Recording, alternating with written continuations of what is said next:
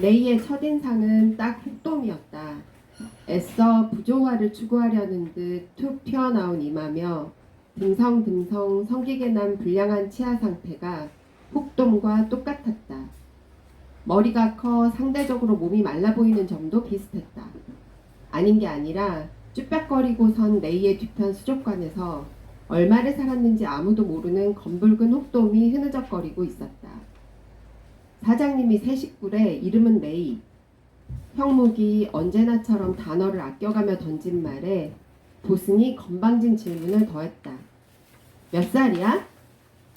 설핏 봐도 저보다 나이가 많을 듯한 레이라는 인물에게 나이를 떠나 서열이라는 게 있다는 걸 못 받고 싶어서였다. 레이는 가만히 있었다. 눈치 빠른 보승은 레이가 제가 던진 반말이 기분 나쁘거나 무언가 험악한 분위기를 풍기려고 입을 닫고 있는 게 아니라는 걸 눈치챘다. 그를 더 자극해 보려고 몸을 비스듬히 기울인 채 얼굴을 가까이 댔다. 레이가 하품을 하다가 턱이 빠진 사람처럼, 그러나 이전에 그런 경험이 전혀 없지는 않은 사람처럼 입을 벌린 채 뒷걸음질했다. 보승은 레이가 요령껏 당황해할 줄 안다고 여겼다. 은율이 말하더니 허빙으로 무슨 곡인가를 흥얼거리기 시작했다. 다들 들어보지 못한 선율이었는데 어쨌거나 그 부드러운 노랫소리로 순식간에 분위기가 바뀌었다. 형묵은 덩치에 어울리지 않게 베네저고리에, 즉 제대로 기억하지는 못하나 막연히 짐작은 하는 그 보송보송한 천에 감싸인 기분이었고, 모수는 애인과 다정한 정사를 마친 후 살짝 잠들었다가 깼을 때처럼 행복하게 나른했다. 보승은 잠시나마 세상이 제 편인 것 같던 첫 적금 들던 때를 떠올렸다. 여하간 생이 적어도 조금 전보다는 살만하게 여겨졌다. 레이는 생선을 뚫어져라 보고 있었다. 눈 내리는 길 위에서 김이 모락모락 나는 왕만두 하나를 베어무는 상상을 하고 있을지 몰랐다. 보승은 느슨하게 풀어진 순간에도 레이에 대한 집중력을 잃지 않았다. 어쨌거나 은율은 그런 재주가 있었다. 그녀와 연루되면 아무렇게나 널린 일상이 돌연 고아해졌다. 값싼 천사채 한 줌이 공들여 준비한 무채로 보이거나 대형 깡통에서 쉽게 퍼낸 와사비가 고급 일식집에 그것처럼 윤을 내기도 했다. 외동딸을 극진히 아끼는 사장까지 포함해 양양수산의 모든 남자가 그리 느낀다는 말인데, 그들의 눈에 은율은 발랄하고 너그럽고 똑똑하고 예쁘고, 아무튼 천사채보다 천사라는 이름이 더 잘 어울릴 것 같은 사람이었다. 은율이 고등학생이던 때부터 그녀를 봐온 형묵, 양양수산에 진득하니 붙어있는 이유 중 상당 부분이 은율에게 있을 모수, 거의 신앙심을 품은 보승까지 다들 은율을 숭배했다. 형묵이 돛돔의 껍질을 벗겨내 포를 뜬 후 회를 켜기 시작했다. 사시미 칼이 사선으로 누울 때마다 쓱쓱 기분 좋은 소리가 났다. 죽어 누운 생선마저 찬란한 생을 즐거이 반추하는 듯 했다. 15페이지입니다. 레이의 식욕은 점심 식사 때 좀 더 극명하게 드러났다. 계산대와 조리대 사이 작은 공간에서 돌아가며 비빔밥을 먹었는데, 마지막 차례에 이른 레이는 아사 직전에 이른 사람처럼 개걸스레 음식을 삼켰다. 레이의 눈에서 나오는 빛으로 비빔밥을 볶음밥으로 만들 수도 있을 것 같았다. 밥이라는 걸, 아니 숫제 음식이라는 걸 처음 먹는다는 듯 손도 빨랐고 입도 빨랐다. 레이의 식욕이 유난히 왕성하다는 걸 짐작하지 못할 바 아니었으나 다들 또 한 번 놀랐다. 기실 레이가 허술한 태도를 벗어버리는 건 먹거나 마실 때뿐이었다. 레이는 심지어 은율이 세세히 지나치다 싶을 만큼 친절히 가르친 일마저 제대로 해내지 못했다. 빈 상자를 캐리어에 실어 창고에 나를 때는 대왕고래라도 끌고 갈 듯 힘겨워했고, 채소를 씻을 때는 다리에 쥐가 난 듯 낑낑거리다가 숫제 엉덩방아를 찢기도 했다. 양동이에 든 상추와 깻잎이 자신들을 씹는 게 아니라 한 장 한 장 세고 있는 듯한 레이를 냅다 걷어차고 싶은 표정으로 쏘아보던 중이었다. 레이는 회를 2층 식당으로 전달하는 일마저 제대로 해내지 못했다. 친히 3번이나 길을 알려준 보승의 불길한 예감대로 레이는 4번째에 혼자 나간 배달에 성공하지 못했다. 식당에서 독촉 전화를 받은 보승의 머리에 제일 먼저 떠오른 이미지는 레이가 구석진 곳에서 손님의 회를 쩍쩍 집어먹는 장면이었다.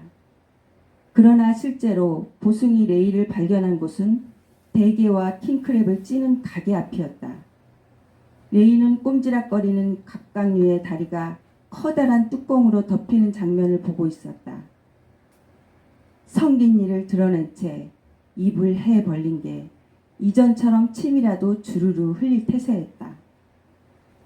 보승은 2살 아래가 아니라 2살 위인 사람처럼 레이를 혼냈다. 너 진짜 이따위로 할래? 레이는 개의 집게발에 눈이 찔리기라도 한 듯 더듬댔다. 육즙 가득한 게살을 뜯는 세계에서 식사 시간이 요원하기만 한 현실 세계로 돌아오려니 앞이 캄캄하다는 듯한 태도였다.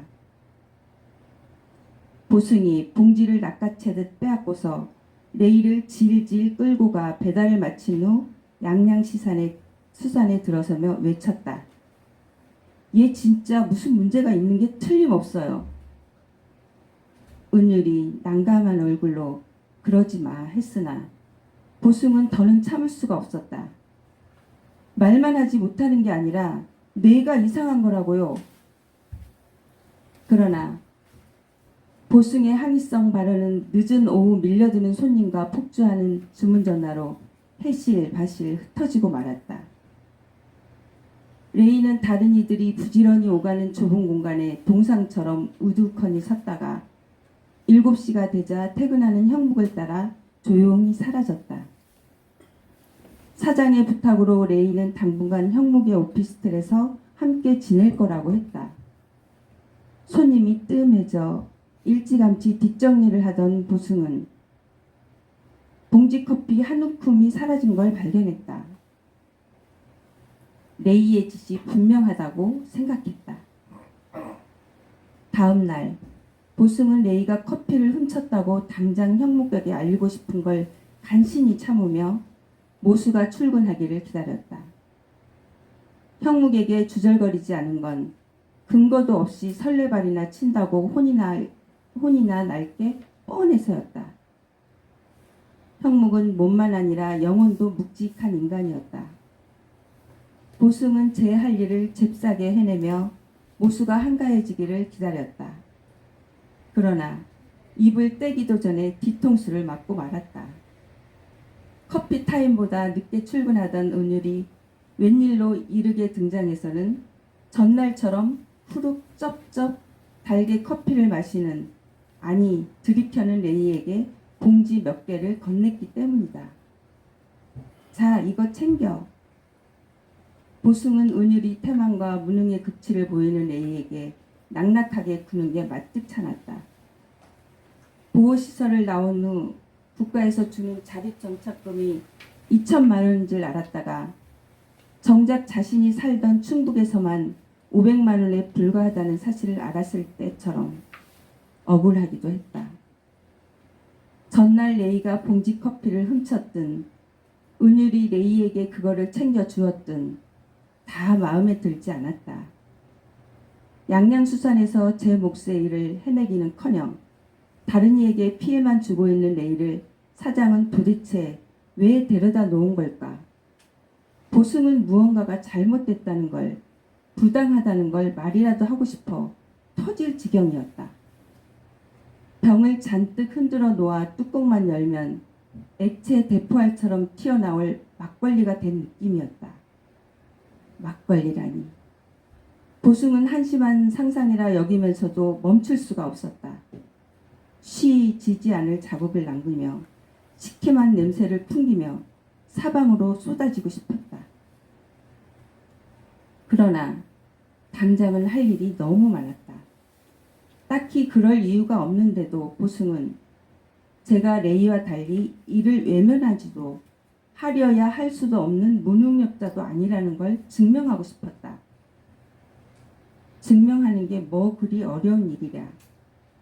보승은 창고에서 일회 용기와 포장용 간장, 초고추장 등을 꺼내오는데 틈틈이 앞집, 옆집의 호객을 따돌리고 손님을 붙잡는 데 최선을 다했다. 양양수산의 시간은 빚 이슈가 생긴 증권회사와 하나 다를 바 없이 긴급하게 흘렀다. 긴박하게. 20페이지 둘째 줄 20페이지 둘째 줄부터 읽을게요. 보승은 모수의 연애가 침울하고 끈적한 데 어딘가에 가라앉아 버렸으리라 짐작했다. 왜 그래 형? 그 여자랑 뭐가 잘 안 돼? 모수가 담배 연기를 후 뱉었다. 나는 여자들이 나를 밀어내는 이유를 모르겠다. 잘생겼지, 성격 좋지, 성실하지. 회 뜨는 기술이 있으니 조만간 개업도 할 수 있을 테지. 미래가 얼마나 밝냐. 그런데 왜 다들 나를 떠나려는 거지? 보승은 이유가 무언지 익히 짐작했으나 모수도 몰라서 묻는 게 아니라는 걸 알기에 대꾸하지 않았다. 여자들은, 특히 모수가 좋아하는 예쁜 여자들은 처음에는 모수의 외모나 성격 등을 높이 샀으나 곧 다른 것을 추구했다. 말하자면 불투명한 미래가 아닌 투명한 현재. 어떤 여자들에게 모수와 같은 남자는 잠시 입고 즐기는 스파 브랜드 옷에 지나지 않았다. 오래 입지도 간직하지도 않을 유행 따라 잠깐 기분 전환으로 삼았을 뿐인 아까울 것도 아쉬울 것도 없는 갓 20살이 된 보승도 아는데 모수라고 모를까. 보승은 이미 바닥으로 떨어진 듯한 모수의 자존감을 더 끌어내릴 필요는 없다고 생각했다. 게다가 당장은 레이의 문제가 더 중요했다. 네. 그 다음에 저희가 22페이지 17번째 줄부터 읽겠습니다. 보승은 옆통수, 뒤통수에도 있다고 느끼는 모종의 기관으로 시종 레이를 살피느라 하루가 전혀 없이 피곤할 지경이었다. 보승은 생각했다. 여기서 나만 정상이야. 나만 유일하게 제정신이라고. 보승은 저간의 경험으로 대단한 뭔가를 쌓은 게 있는 것처럼, 쌓은 게 있는 자처럼, 그러나 아무도 그걸 몰라주어 한없이 쓸쓸한 자처럼 한숨을 내쉬기도 했다. 보승이 그러거나 말거나 레이는 조금씩 양양수산의 식구가 되어가는 듯 했다.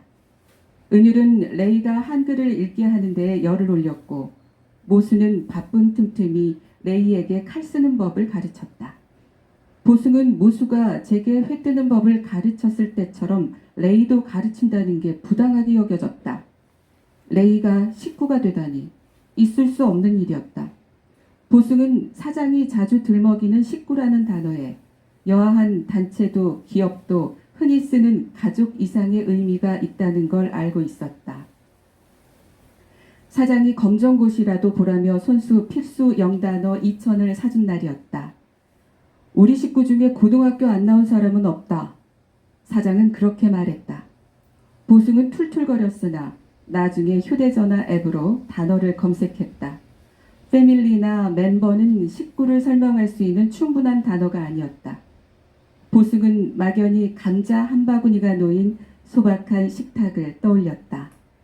빙 둘러앉아 파근파근하게 삼긴 감자를 나눠 먹는. 그런데 그 감자를 레이와 나눠 먹는다고? 보승은 절대로 그러고 싶지 않았다. 콩 한 톨도 녀석과는 나누고 싶지 않았다. 28페이지 있습니다.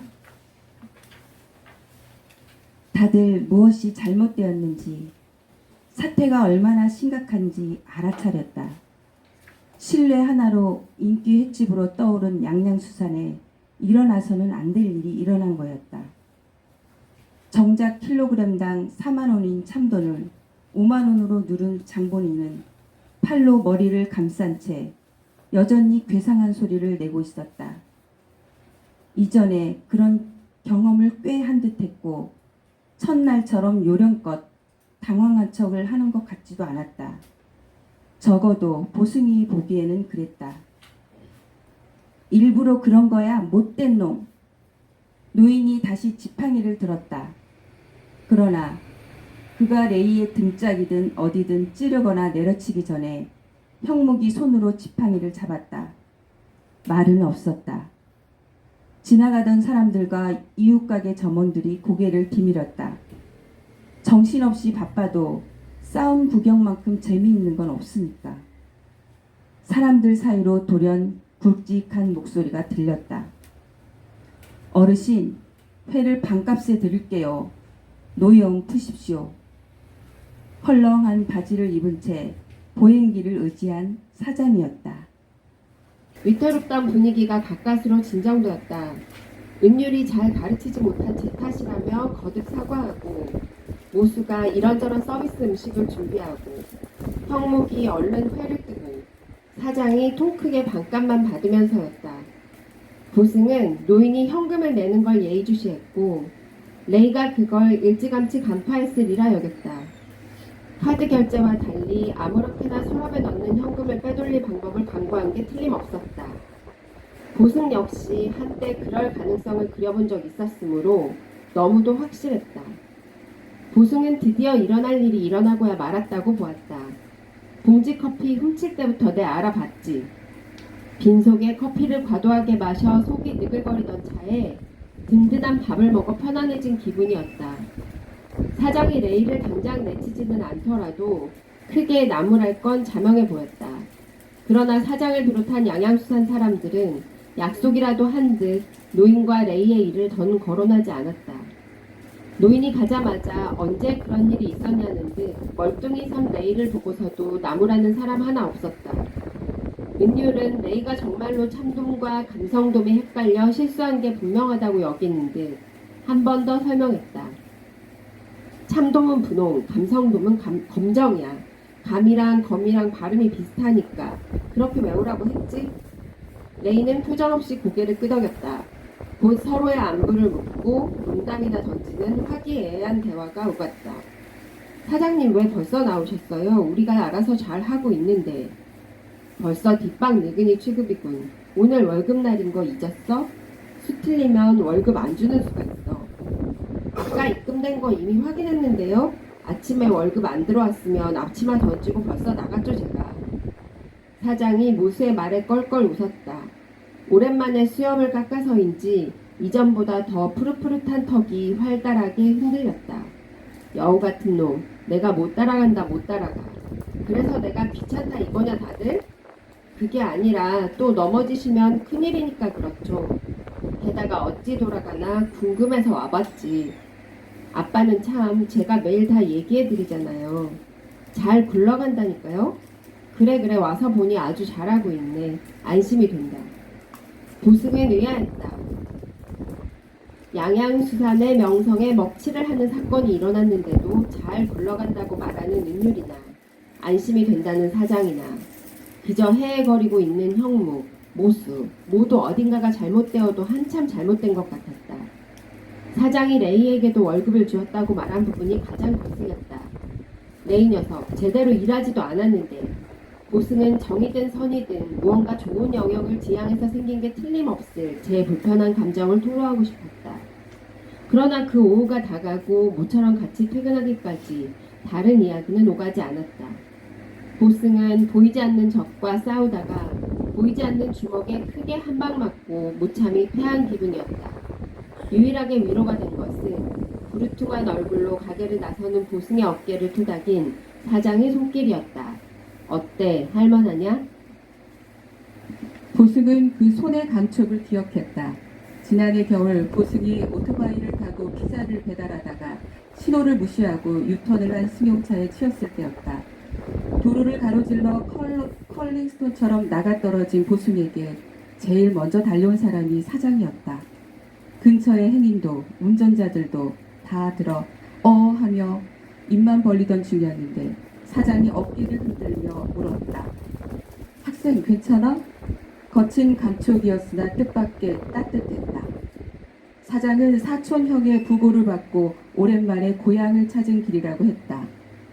구급차가 보승을 싣고 간 병원이 마침 장례식장이 있는 곳이라 사장은 그날 내내 보승의 침상을 드나들었다. 그간 터무니없는 급료로 보승을 부리던 피자집 사장을 상대했고 제 잘못만은 아니라며 은근히 발뺌하려는 운전자도 상대했다. 뼈를 다치지 않았어도 뇌진탕을 의심해 보아야 한다는 의사의 소견을 무시하려는 보승을 말리기도 했다. 염려나 애정보다 근거 없는 멸시까지는 아니더라도 알고 보면 가식이었을 뿐인 동정을 더 많이 경험한 보승으로서는 이해할 수 없는 태도였다. 그러므로 보승은 사장이 대뜸 자신을 따라서 서울로 가자고 했을 때 의심스러웠다. 가족이니 식구니 하며 누군가를 갈취한 회사, 종교, 단체 등을 보도한 기사를 떠올렸다. 어딘가에 가둬두고 고문을 하거나 가스라이팅을 해 다단계 판매를 시킬 줄 모를 일이었다. 그야말로 염전노예 같은 게 될 수도 있지 않은가. 그러나 보승은 여차하면 경찰에 신고하거나 도망갈 자신이 있었다. 어리다면 어린 나이였으나 나름 산전수전 다 겪었다고 자비했다. 게다가 보승은 사장이 횟집 사장이라는 걸 몰랐는데도 이상하게 그를 본 순간부터 바다가 연상되었다.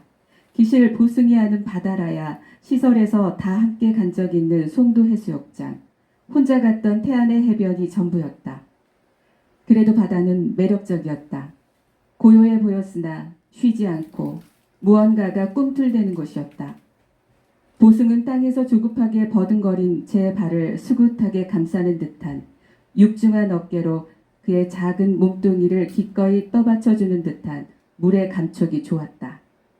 줘야 하지도 비루하지도 않은 위험 어린 바다. 보승은 횟집과 바다의 이미지를 아무렇게나 뒤섞었다. 생선 따위, 보승이 그간 도무지 해석하지 못한 무수한 인간사보다 어렵겠냐 싶은 심정으로 따라 나섰다. 할까요? 양양수산에 오고서 보승은 걱정할 게 없다는 사실을 깨달았다.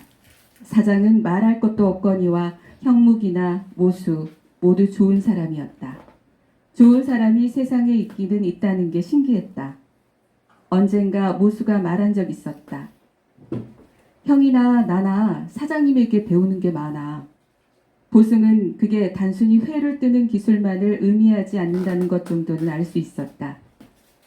생의 아슬아슬한 감각에 더 끌릴 성향의 모수가 가게에서 3년째 일하는 게 그 증거였다. 모수는 과묵한 형묵을 대신해 보승이 몰랐던 사실을 알려주기도 했다.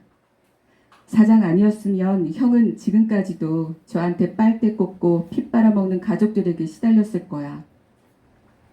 피든 골수든 빨아먹힐 가족도 없는 보승이었으나 형묵의 사정이 어떠했을지 짐작이 갔다. 형묵이 번듯하니 제 오피스텔을 얻은 것도 사장의 덕이라 했다. 보승은 그래서 레이가 더 싫었다. 엉큼하기 이를 데 없는 녀석이 모두를 기만하지 않았는가 말이다. 그가 돈을 빼돌리려던 정황이 드러났는데도 다들 왜 그냥 두는지 모를 일이었다. 다음 날 평소보다 일찍 출근한 보승은 레이 없이 혼자 있는 형목을 보았다.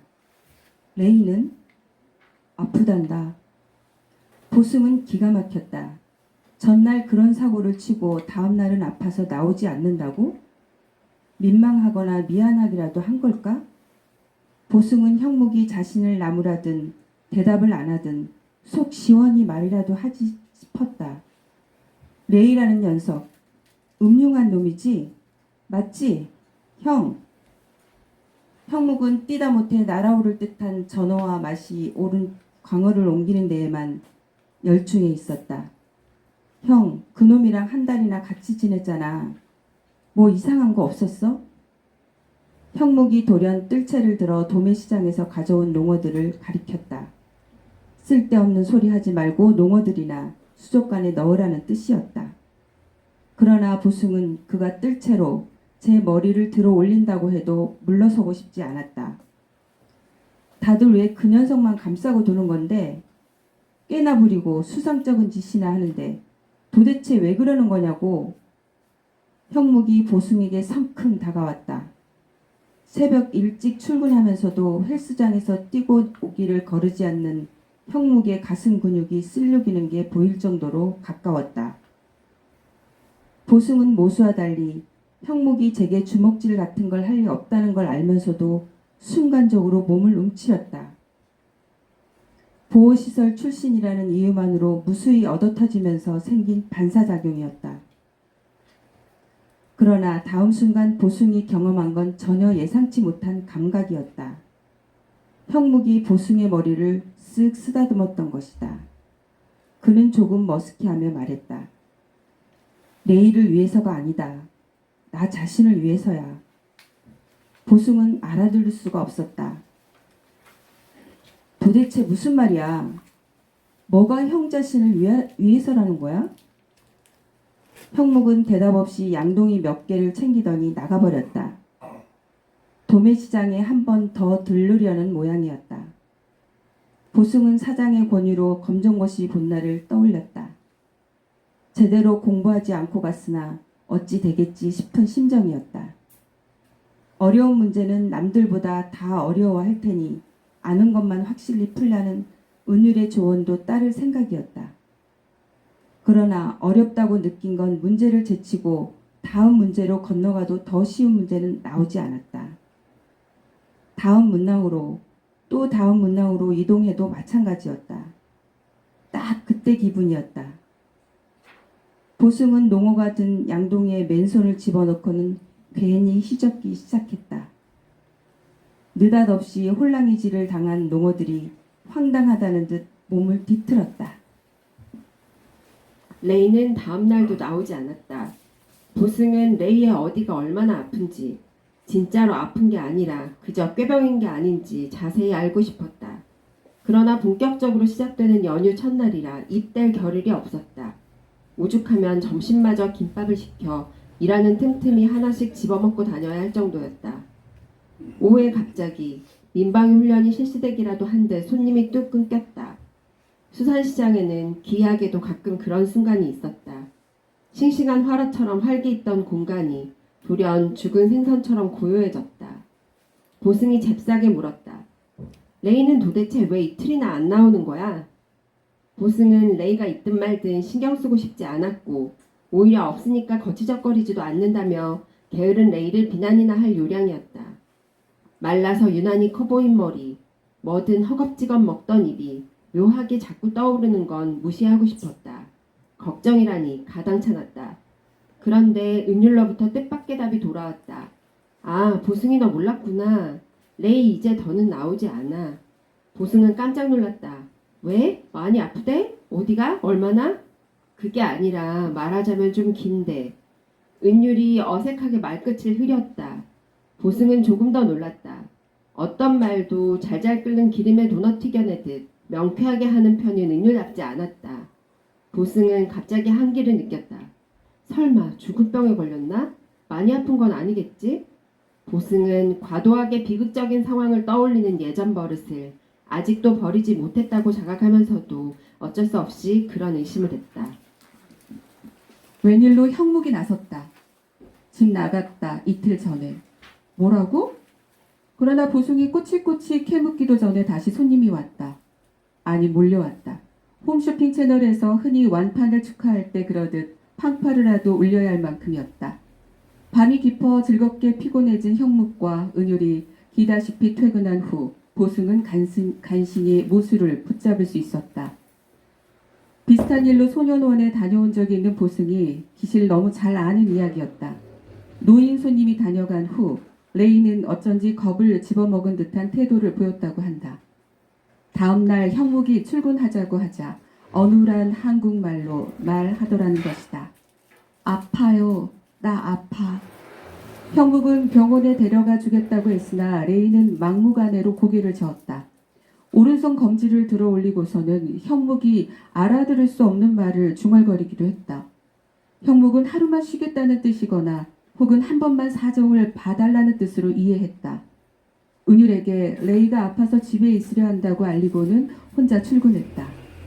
그날 밤 형묵은 난장판으로 뒤집힌 오피스텔로 들어서야 했다. 레이가 돈 될 만한 것을 모두 가져간 후였다. 형묵은 그렇게 어지럽힐 것까지는 없었을 텐데 말이지 라며 단지 그것만 아쉬워했단다. 보승은 어쩐지 맥이 풀렸다. 집을 털리고도 덤덤했을 형묵의 얼굴이 선연히 떠올랐다. 레이를 위해서가 아니라 나 자신을 위해서야 했던 때의 그 머쓱한 표정과 같으리라. 문득 보승은 은율도 사장도 가끔은 모수도 그런 표정을 짓곤 한다는 것을 깨달았다. 새로운 데이트 약속에 신이 난 모수가 비누로 손과 팔뚝을 열심히 닦는 동안 보승은 수족관 속 흑돔에게 눈길을 주었다. 제가 온 첫날 사장이 흑돔을 소개하며 했던 말이 떠올랐다. 이놈 못인지 오래됐다. 이름에 돔이 붙었어도 돔이 아니야. 놀래기 꽈지. 성별도 불분명해. 새끼 흑돔들은 자라면서 암컷이 됐다가 수정 후에 혹이 생기고 턱이 두꺼워지면서 수컷으로 바뀌어. 보승이 이해한 후로 흑돔은 종잡을 수 없는 물고기였다. 인터넷으로 더 찾아보았으나 여전히 아리송했다. 바다에서도 횟집에서도 인기 없는 물고기라고 나오는가 하면 우리나라에 예부터 흑돔 비늘 한 장 보고 30리를 간다는 속담이 있던 만큼 누군가는 일부러 찾아먹는 생선으로 언급되어 있기도 했다. 같은 흑돔이어도 작은 것은 맛이 없고 큰 것은 맛있었다. 횟감으로 인기가 없는 편이나 늘 그런 것은 아니었다. 여름 흑돔은 맛없고 식감도 떨어졌으나 겨울에는 살이 돌연 탱글탱글해졌다. 미역국에 넣어 먹으면 육수가 진해져 없어서 못 먹는 생선이 되기도 했다. 보승이 거울을 보며 콧노래를 흥얼거리기 시작한 모수에게 물었다. 형, 이 녀석은 여기서 도대체 몇 년을 산 거야? 형묵의 팔뚝만한 몸통, 모수의 팔 길이만 한 흑돔은 제가 얼마나 살았는지 저도 모른다는 듯 몽롱한 눈을 하고 있었다. 몰라. 형묵 형이 여기 처음 왔을 때도 있었다니 6년은 넘었겠지? 누가 사가는 날도 있을까? 그러나 모수의 신경은 온통 다른 데에 가 있었다. 새로 산 가죽 재킷을 걸치더니 물었다. 나 어떠냐? 보승은 그가 멋져 보인다는 의미로 엄지를 들었다. 모수는 으쓱거리며 가게를 나섰다.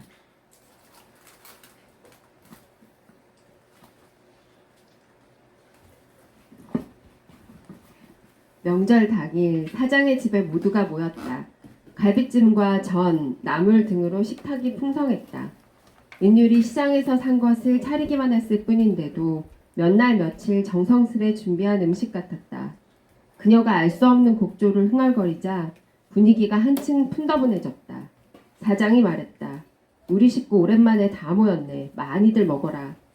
보승은 실컷 먹고 원껏 떠들었다.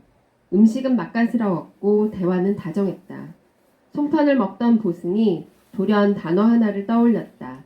필수 영단어 2000에 들어있던 DIGNITY, 디그너티, 사장의 식구와 무관하지 않게 여겨졌다.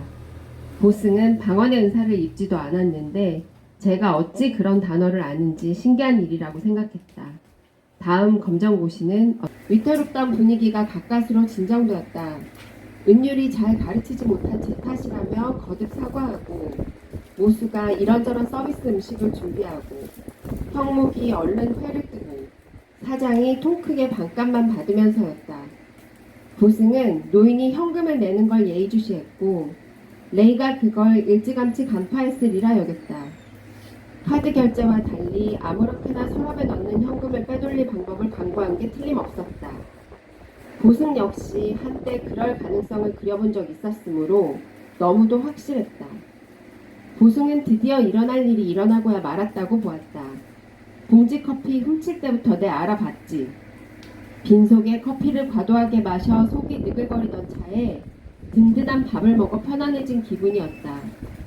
사장이 레이를 당장 내치지는 않더라도 크게 나무랄 건 자명해 보였다. 그러나 사장을 비롯한 양양수산 사람들은 약속이라도 한 듯 노인과 레이의 일을 더는 거론하지 않았다. 노인이 가자마자 언제 그런 일이 있었냐는 듯 멀뚱히 선 레이를 보고서도 나무라는 사람 하나 없었다. 은율은 레이가 정말로 참돔과 감성돔에 헷갈려 실수한 게 분명하다고 여기는 듯 한 번 더 설명했다. 참돔은 분홍, 감성돔은 검정이야. 감이랑 검이랑 발음이 비슷하니까 그렇게 외우라고 했지? 레이는 표정 없이 고개를 끄덕였다. 곧 서로의 안부를 묻고 농담이나 던지는 화기애애한 대화가 오갔다. 사장님 왜 벌써 나오셨어요? 우리가 알아서 잘 하고 있는데. 벌써 뒷방 늙은이 취급이군. 오늘 월급날인 거 잊었어?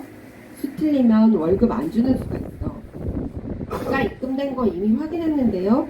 아침에 월급 안 들어왔으면 앞치마 던지고 벌써 나갔죠 제가. 사장이 모수의 말에 껄껄 웃었다. 오랜만에 수염을 깎아서인지 이전보다 더 푸릇푸릇한 턱이 활달하게 흔들렸다. 여우 같은 놈, 내가 못 따라간다 못 따라가. 그래서 내가 귀찮다 이거냐 다들? 그게 아니라 또 넘어지시면 큰일이니까 그렇죠. 게다가 어찌 돌아가나 궁금해서 와봤지. 아빠는 참 제가 매일 다 얘기해드리잖아요. 잘 굴러간다니까요.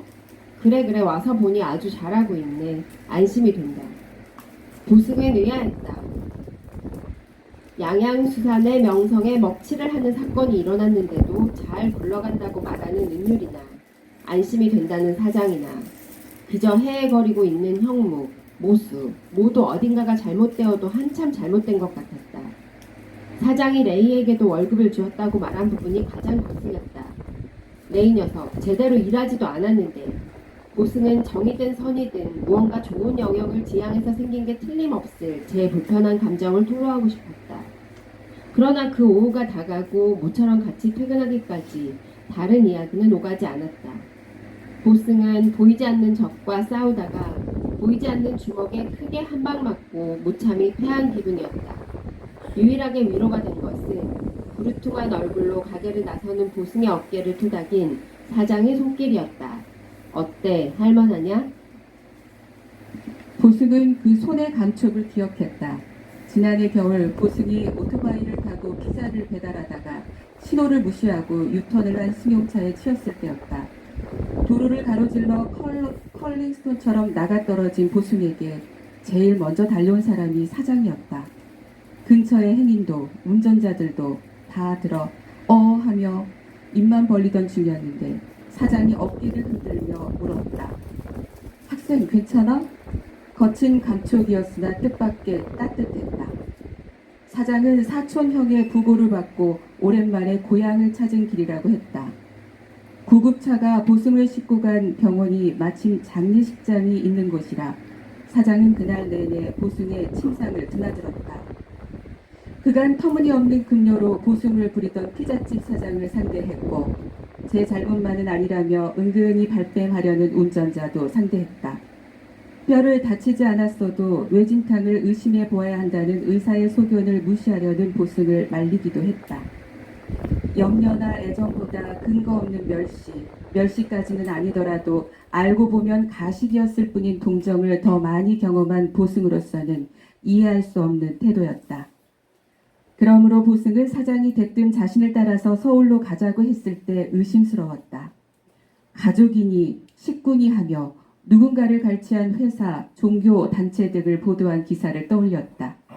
어딘가에 가둬두고 고문을 하거나 가스라이팅을 해 다단계 판매를 시킬 줄 모를 일이었다. 그야말로 염전 노예 같은 게 될 수도 있지 않은가. 그러나 보승은 여차하면 경찰에 신고하거나 도망갈 자신이 있었다.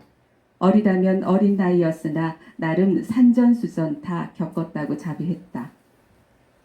게다가 보승은 사장이 횟집 사장이라는 걸 몰랐는데도 이상하게 그를 본 순간부터 바다가 연상되었다. 기실 보승이 하는 바다라야 시설에서 다 함께 간 적 있는 송도 해수욕장, 혼자 갔던 태안의 해변이 전부였다. 그래도 바다는 매력적이었다. 고요해 보였으나 쉬지 않고 무언가가 꿈틀대는 곳이었다. 보승은 땅에서 조급하게 버둥거린 제 발을 수굿하게 감싸는 듯한 육중한 어깨로 그의 작은 몸뚱이를 기꺼이 떠받쳐주는 듯한 물의 감촉이 좋았다. 줘야 하지도 비로하지도 않은 위험 어린 바다. 보승은 횟집과 바다의 이미지를 아무렇게나 뒤섞었다. 생선 따위, 보승이 그간 도무지 해석하지 못한 무수한 인간사보다 어렵겠냐 싶은 심정으로 따라 나섰다. 할까요? 양양수산에 오고서 보승은 걱정할 게 없다는 사실을 깨달았다. 사장은 말할 것도 없거니와 형묵이나 모수 모두 좋은 사람이었다. 좋은 사람이 세상에 있기는 있다는 게 신기했다. 언젠가 모수가 말한 적 있었다. 형이나 나나 사장님에게 배우는 게 많아. 보승은 그게 단순히 회를 뜨는 기술만을 의미하지 않는다는 것 정도는 알 수 있었다. 생의 아슬아슬한 감각에 더 끌릴 성향의 모수가 가게에서 3년째 일하는 게 그 증거였다. 모수는 과묵한 형묵을 대신해 보승이 몰랐던 사실을 알려주기도 했다. 사장 아니었으면 형은 지금까지도 저한테 빨대 꽂고 피 빨아먹는 가족들에게 시달렸을 거야. 피든 골수든 빨아먹힐 가족도 없는 보승이었으나 형묵의 사정이 어떠했을지 짐작이 갔다. 형묵이 번듯하니 제 오피스텔을 얻은 것도 사장의 덕이라 했다. 보승은 그래서 레이가 더 싫었다. 엉큼하기 이를 데 없는 녀석이 모두를 기만하지 않았는가 말이다. 그가 돈을 빼돌리려던 정황이 드러났는데도 다들 왜 그냥 두는지 모를 일이었다. 다음 날 평소보다 일찍 출근한 보승은 레이 없이 혼자 있는 형목을 보았다. 레이는 아프단다. 보승은 기가 막혔다. 전날 그런 사고를 치고 다음 날은 아파서 나오지 않는다고? 민망하거나 미안하기라도 한 걸까? 보승은 형목이 자신을 나무라든 대답을 안 하든 속 시원히 말이라도 하지 싶었다. 레이라는 녀석, 음흉한 놈이지? 맞지? 형. 형목은 뛰다 못해 날아오를 듯한 전어와 맛이 오른 광어를 옮기는 데에만 열중해 있었다. 형, 그놈이랑 한 달이나 같이 지냈잖아. 뭐 이상한 거 없었어? 형목이 돌연 뜰채를 들어 도매시장에서 가져온 농어들을 가리켰다. 쓸데없는 소리 하지 말고 농어들이나 수족관에 넣으라는 뜻이었다. 그러나 보승은 그가 뜰채로 제 머리를 들어 올린다고 해도 물러서고 싶지 않았다. 다들 왜 그 녀석만 감싸고 도는 건데 꽤나 부리고 수상쩍은 짓이나 하는데 도대체 왜 그러는 거냐고. 형목이 보승에게 성큼 다가왔다. 새벽 일찍 출근하면서도 헬스장에서 뛰고 오기를 거르지 않는 형목의 가슴 근육이 쓸려기는 게 보일 정도로 가까웠다. 보승은 모수와 달리 형목이 제게 주먹질 같은 걸 할 리 없다는 걸 알면서도 순간적으로 몸을 움츠렸다. 보호시설 출신이라는 이유만으로 무수히 얻어터지면서 생긴 반사작용이었다. 그러나 다음 순간 보승이 경험한 건 전혀 예상치 못한 감각이었다. 형목이 보승의 머리를 쓱 쓰다듬었던 것이다. 그는 조금 머쓱해하며 말했다. 레이를 위해서가 아니다. 나 자신을 위해서야. 보승은 알아들을 수가 없었다. 도대체 무슨 말이야? 뭐가 형 자신을 위해서라는 거야? 형목은 대답 없이 양동이 몇 개를 챙기더니 나가버렸다. 도매시장에 한 번 더 들르려는 모양이었다. 보승은 사장의 권유로 검정고시 본 날을 떠올렸다. 제대로 공부하지 않고 갔으나 어찌 되겠지 싶은 심정이었다. 어려운 문제는 남들보다 다 어려워할 테니 아는 것만 확실히 풀라는 은율의 조언도 따를 생각이었다. 그러나 어렵다고 느낀 건 문제를 제치고 다음 문제로 건너가도 더 쉬운 문제는 나오지 않았다. 다음 문항으로 또 다음 문항으로 이동해도 마찬가지였다. 딱 그때 기분이었다. 보승은 농어가 든 양동이에 맨손을 집어넣고는 괜히 휘젓기 시작했다. 느닷없이 홀랑이질을 당한 농어들이 황당하다는 듯 몸을 뒤틀었다. 레이는 다음 날도 나오지 않았다. 보승은 레이의 어디가 얼마나 아픈지, 진짜로 아픈 게 아니라 그저 꾀병인 게 아닌지 자세히 알고 싶었다. 그러나 본격적으로 시작되는 연휴 첫날이라 입댈 겨를이 없었다. 오죽하면 점심마저 김밥을 시켜 일하는 틈틈이 하나씩 집어먹고 다녀야 할 정도였다. 오후에 갑자기 민방위 훈련이 실시되기라도 한데 손님이 뚝 끊겼다. 수산시장에는 기이하게도 가끔 그런 순간이 있었다. 싱싱한 화로처럼 활기있던 공간이 돌연 죽은 생선처럼 고요해졌다. 보승이 잽싸게 물었다. 레이는 도대체 왜 이틀이나 안 나오는 거야? 보승은 레이가 있든 말든 신경 쓰고 싶지 않았고 오히려 없으니까 거치적거리지도 않는다며 게으른 레이를 비난이나 할 요량이었다. 말라서 유난히 커 보인 머리, 뭐든 허겁지겁 먹던 입이 묘하게 자꾸 떠오르는 건 무시하고 싶었다. 걱정이라니 가당찮았다. 그런데 은율로부터 뜻밖의 답이 돌아왔다. 아, 보승이 너 몰랐구나. 레이 이제 더는 나오지 않아. 보승은 깜짝 놀랐다. 왜? 많이 아프대? 어디가? 얼마나? 그게 아니라 말하자면 좀 긴데. 은율이 어색하게 말끝을 흐렸다. 보승은 조금 더 놀랐다. 어떤 말도 잘잘 끓는 기름에 도넛 튀겨내듯 명쾌하게 하는 편은 은율답지 않았다. 보승은 갑자기 한기를 느꼈다. 설마 죽을 병에 걸렸나? 많이 아픈 건 아니겠지? 보승은 과도하게 비극적인 상황을 떠올리는 예전 버릇을 아직도 버리지 못했다고 자각하면서도 어쩔 수 없이 그런 의심을 했다. 웬일로 형묵이 나섰다. 집 나갔다. 이틀 전에. 뭐라고? 그러나 보승이 꼬치꼬치 캐묻기도 전에 다시 손님이 왔다. 아니 몰려왔다. 홈쇼핑 채널에서 흔히 완판을 축하할 때 그러듯 팡파르라도 울려야 할 만큼이었다. 밤이 깊어 즐겁게 피곤해진 형묵과 은율이 기다시피 퇴근한 후 보승은 간신히 모수를 붙잡을 수 있었다. 비슷한 일로 소년원에 다녀온 적이 있는 보승이 기실 너무 잘 아는 이야기였다. 노인 손님이 다녀간 후 레이는 어쩐지 겁을 집어먹은 듯한 태도를 보였다고 한다. 다음날 형묵이 출근하자고 하자 어눌한 한국말로 말하더라는 것이다. 아파요. 나 아파. 형묵은 병원에 데려가 주겠다고 했으나 레이는 막무가내로 고개를 저었다. 오른손 검지를 들어 올리고서는 형묵이 알아들을 수 없는 말을 중얼거리기도 했다. 형묵은 하루만 쉬겠다는 뜻이거나 혹은 한 번만 사정을 봐달라는 뜻으로 이해했다. 은율에게 레이가 아파서 집에 있으려 한다고 알리고는 혼자 출근했다. 그날 밤 형묵은 난장판으로 뒤집힌 오피스텔로 들어서야 했다. 레이가 도움될 만한 것을 모두 가져간 후였다. 형묵은 그렇게 어지럽힐 것까지는 없었을 텐데 말이지 라며 단지 그것만 아쉬워했단다. 보승은 어쩐지 맥이 풀렸다. 집을 털리고도 덤덤했을 형묵의 얼굴이 선연히 떠올랐다. 레이를 위해서가 아니라 나 자신을 위해서야 했던 때의 그 머쓱한 표정과 같으리라. 문득 보승은 은율도 사장도 가끔은 모수도 그런 표정을 짓곤 한다는 것을 깨달았다. 새로운 데이트 약속에 신이 난 모수가 비누로 손과 팔뚝을 열심히 닦는 동안 보승은 수족관 속 흑돔에게 눈길을 주었다. 제가 온 첫날 사장이 흑돔을 소개하며 했던 말이 떠올랐다. 이놈 못인지 오래됐다. 이름에 돔이 붙었어도 돔이 아니야. 놀래기 꽈지. 성별도 불분명해.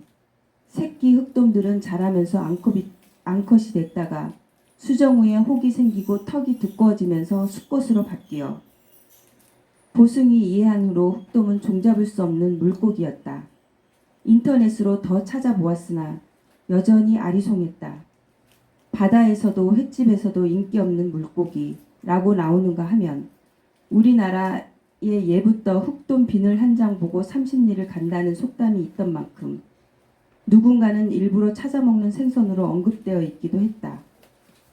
같은 흑돔이어도 작은 것은 맛이 없고 큰 것은 맛있었다. 횟감으로 인기가 없는 편이나 늘 그런 것은 아니었다.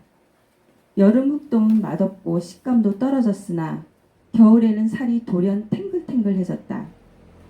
미역국에 넣어 먹으면 육수가 진해져 없어서 못 먹는 생선이 되기도 했다. 보승이 거울을 보며 콧노래를 흥얼거리기 시작한 모수에게 물었다. 형, 이 녀석은 여기서 도대체 몇 년을 산 거야? 형묵의 팔뚝만한 몸통, 모수의 팔 길이만 한 똠은 제가 얼마나 살았는지 저도 모른다는 듯 몽롱한 눈을 하고 있었다. 몰라. 형묵 형이 여기 처음 왔을 때도 있었다니 6년은 넘었겠지? 누가 사가는 날도 있을까? 그러나 모수의 신경은 온통 다른 데에 가 있었다. 새로 산 가죽 재킷을 걸치더니 물었다. 나 어떠냐? 보승은 그가 멋져 보인다는 의미로 엄지를 들었다. 모수는 으쓱거리며 가게를 나섰다.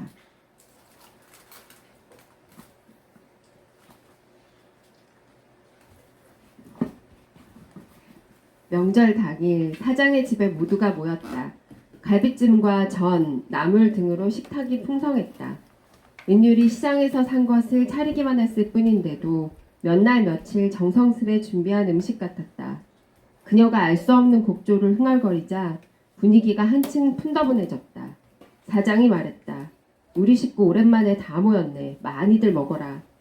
보승은 실컷 먹고 원껏 떠들었다. 음식은 맛깔스러웠고 대화는 다정했다. 송편을 먹던 보승이 돌연 단어 하나를 떠올렸다. 필수 영단어 2000에 들어있던 DIGNITY, 디그너티, 사장의 식구와 무관하지 않게 여겨졌다.